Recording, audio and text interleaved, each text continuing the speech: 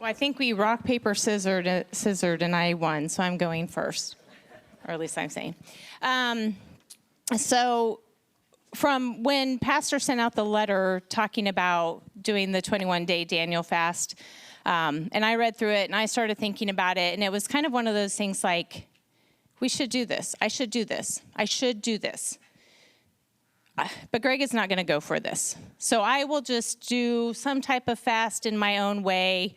And so that was kind of my mentality in those weeks leading up to it. And I had kind of looked into the website that he had shared, just talking about what the fast was going to be, the foods you could have, what you needed to refrain from. But Greg was going to be my excuse not to fully do it. So that Sunday, before we were to start, and Greg had not looked at anything talking about the fast. So he comes to church that Sunday, and this is the first he's hearing about it. And I'll let him share a little bit more about that. But we get in the car, and he's like, I'm doing this. And I was like, what? There goes my excuse. So I started throwing out other excuses like, oh my goodness, what are the kids going to have? I'm going to have to fix all these different meals for everybody. And this is what he said to me. He goes, Kim, you are a toe dipper, and I am an all-in person. So you do this how you want to do this, but I am all in. And so then I was like, I am not a toe dipper. I am not a toe dipper. If you're doing this all in, I'm doing this all in. So that first week, I look at the 21 days and I split it up into 3 different weeks because I really went through different phases. That first week was all about getting my heart in the right place because I had already came up with excuses preparing for this, why I was not going to be all in this. So that first week was really me in my mind, like, if you are going to do this, you have got to get your heart straight because I still went in with the expectation of what I wanted to get out of this. I had read people's experiences doing the 21-day Daniel fast and the breakthrough. They had a breakthrough. It was life-changing, and I wanted that, but that first week I recognized my heart was not in the right place to receive that. Okay, so that was week 1. Week 2, I wanted to quit. I have found that I am a person, my body likes what it likes. If I don't enjoy what I am putting in my mouth to eat, I see no point in eating. That's what I have found out. So at one point I said to Greg, I think I'm just going to go this whole time and not eat. Can I do that? Do you think I could make it that long just drinking water? Because none of this sounds appealing to me, so I really see no point in eating. But anyway, so that second week, I recognized the things that the enemy was throwing at us from the beginning, but I didn't recognize that till the second week. Both in our personal lives and our professional lives, we were getting hit with challenges and tests, and I think it was halfway through that second week at work, I walked up to a coworker and I was like, I don't know what is going on. Everything I am putting my hand to try to make better, it is going in the opposite direction. And I feel like I have everything against me. And she just looks at me and she goes, honey, you're being tested. And I was like, oh my goodness. And I think I went home that night and we were sitting eating supper and I said to Greg, I go, have you realized ever since we started this, all the things that are being thrown at us, both of our works and in our personal lives? And so that was kind of a aha. So I responded by, you pray harder. We did the 21-day Daniel devotion, followed that. There were a couple other devotions, the emails that were coming from Pastor. I just kept focusing on those. Sometimes I would go back and read those several times throughout the day just to help push through those challenges. But I still wasn't feeling an experience, a breakthrough, a word from the Lord. So there was one of my readings, and kind of at the start of that final week, that one of it was, don't seek the experience, seek Him, and the experience comes from that. So I started thinking about that. And then there was another reading the next day that kind of talked about maybe just not talking and sitting in silence with the Lord.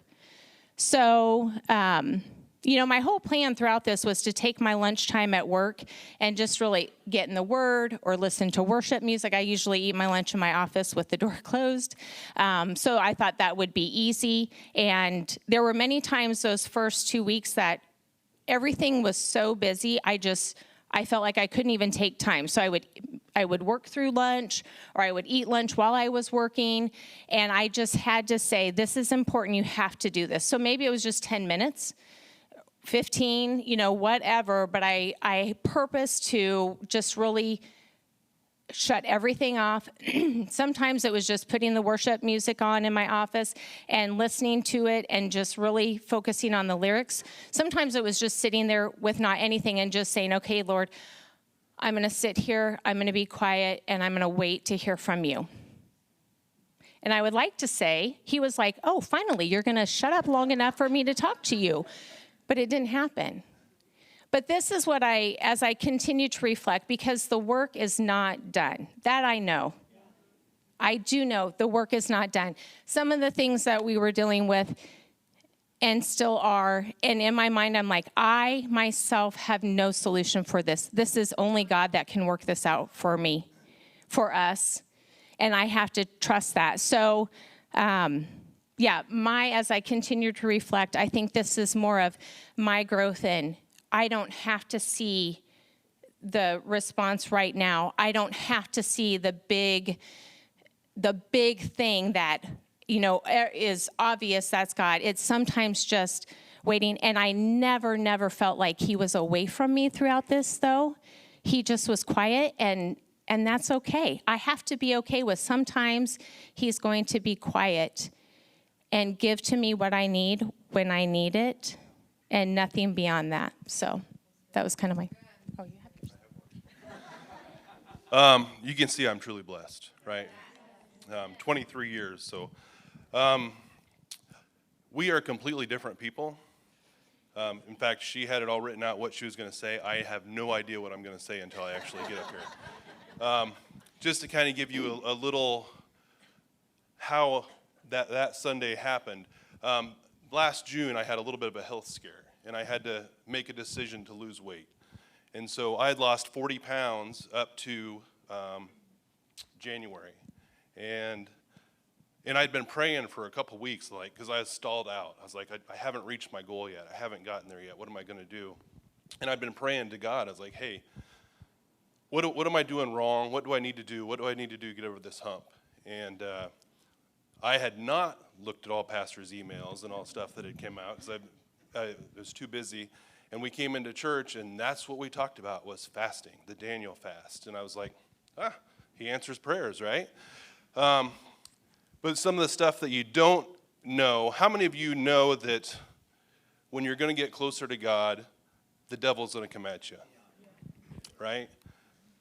We had no idea all the stuff that was going to happen. We were challenged physically.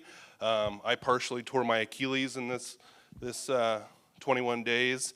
We were challenged financially. We were challenged professionally. We were challenged family-wise with things that had happened. There were just so many things that came at us that the Daniel fast was a blessing, because those devotions that we were getting into, they spoke to what we were going through and how to break through them. It was truly a blessing. And one of the things that I got most from it is I was falling away from God. Now, when I say falling away, I was making excuses not to make the time anymore, right? And so you start getting a little farther and farther away. And this brought me back. My morning time that I have that I used to devote, I was always just too busy to make that time. I was making that time again. And when you make time and you make yourself available to God, he will speak to you. And he will work. He's always in your life, but whether your eyes are open to see what he's doing or not depends on how close you are to him. And so through this, he answered a lot of things. I lost my 10 pounds, so I lost a total of 50 now. I'm off of blood pressure medication, which is a huge thing. And everything else is kind of working itself out. Stuff that we were stressing about didn't need to be stressed. We just turned it over to God. And that's the one thing that I got most out of the Daniel fast was that, and I heard this on 107.1 this morning as we were here. Discipline is the first step to success, the first step to freedom. We need to discipline to be closer to God. And if we do that, everything else will work out and nothing else really matters. So that's all I've got. So.